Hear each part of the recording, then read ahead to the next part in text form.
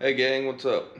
Got a short little video today we're gonna do. It's Sunday afternoon, about 1 o'clock. The Bungles are getting ready to play. But we did work on the car last night, or yesterday a little bit. Had a couple friends come over, and of course, we didn't get to shoot very much. But we did address some of the brake cylinders, and we did come across the Rocket book, the almighty here. This is a PDF, so we're able to print this out as many times as we can. We'll take you a look over here.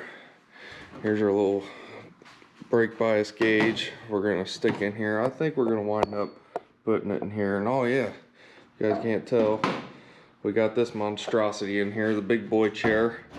It was quite a mess. I'm glad my buddies were over here to help me lean over the car from this way and move, twist, set down. Obviously we had to take the headrest off, which is terrible because you've got to get into the nuts that are back in here.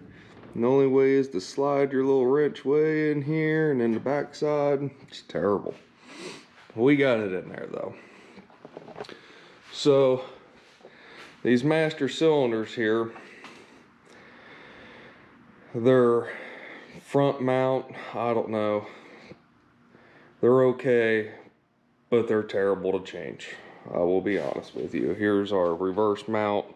We could not figure out how to get these mounting areas into this spot in here.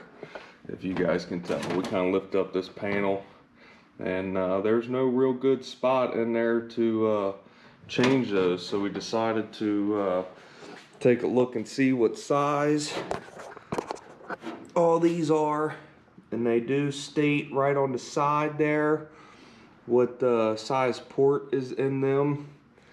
According to Rocket, it is 1 inch, 1 inch, 3/4 for the trans.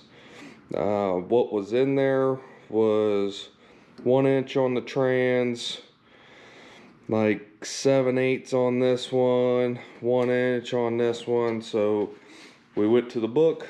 Book says 1, 1, 3/4. So that's what we wound up getting into yesterday, was getting these things switched out. And you guys can see it now, but we fought a whole lot of trying to reach down in here, because that's the beauty about reverse mounts, is everything's up top and you can get to it, but not on these. We saw this patch panel after the fact that we were done, and that would have saved us a lot of headache in adjusting the pedals. But you know, hindsight, we always do it the wrong way the first way. It's all right though. So other than that, we got that addressed. Got my big butt sat down in there and adjusted the pedals. We did get my throttle assembly in there. We had to put a little shim on the side because the cockpit's crooked. Our old throttle was kind of angled, which was made it easier for that one, but I like this one with the roller pedal on it. I do believe we are going to try and find some sort of tail tack to put in here, make it look clean. That's really the only gauges we need in there, is the oil pressure, water temp, fuel pressure, brake bias. But I got a question for you guys. While I was sitting in there, this car came with 2 steering wheels. Well, came with a steering wheel, and then I've got my old one. But if you guys can tell, they are 2 different sizes. Let me know in the comments which one you guys prefer. The school bus steering wheel or the little bit smaller steering wheel. Let me see if I can't get them in here to see the size difference. It's a good, inch all the way around, I would say, probably. I don't know what the benefits are. I've only driven with this steering wheel. Couldn't tell you. Now let me know. And we also have a couple concerns, well, not really concerns, but options here. While looking in the book, we have found out that this sweet rack from here to here is 18 and a quarter. Now we can run an 18 and a quarter from center to center, but the book says if you run wide, which is what this current car is set up, you can see how there's one hole here and one hole here. Same with these here. It is set up on the wide, but he's got the small rack. If anyone has any, comments or suggestions on that, what is the benefit to running an inch wider rack with the wider setup, or vice versa? I've talked to a couple people, and they can't really give you a definite answer, but I was just curious to see what you guys would think on running the correct rack size per the book. And there's also some other things in here that I thought were pretty interesting. I don't know if you guys can see it or not, but it says to start out with your brake pressure set all the way to 600 in the rear, and the front should read about 250 to 300.